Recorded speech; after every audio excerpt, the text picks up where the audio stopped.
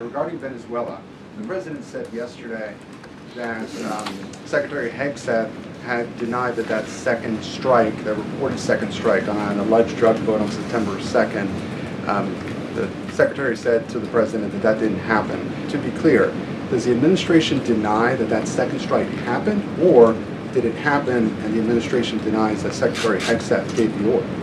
The latter is true, Abe, and I have a statement to read for you here. President Trump and Secretary Hegseth have made it clear that presidentially designated narco-terrorist groups are subject to lethal targeting in accordance with the laws of war.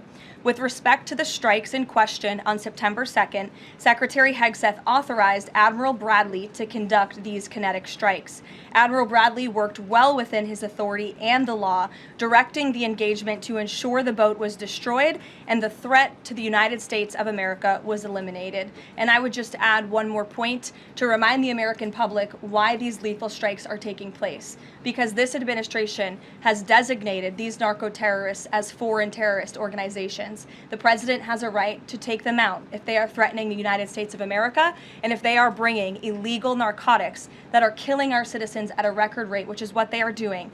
And under the previous administration, there was enough fentanyl trafficked into our country to kill every American man, woman, and child many times over. And so that's why you've seen a drastic difference in this administration's policy with respect to the last, and it's one of the many reasons the American public reelected this president and support this Secretary of War in conducting these strikes. Following up on Gabe's question, you said that the follow-up strike was lawful.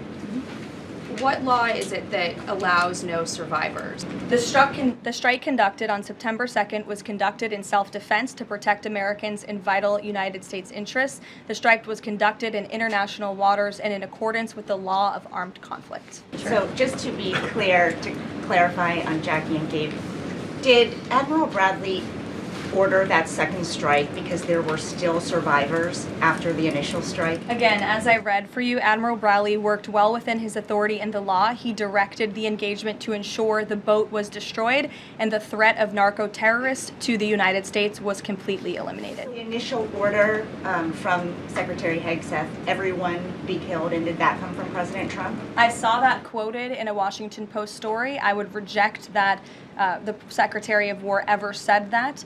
However, the president has made it quite clear that if narco-terrorists, again, are trafficking illegal drugs towards the United States, he has the authority to kill them. And that's what this administration is doing. Danny.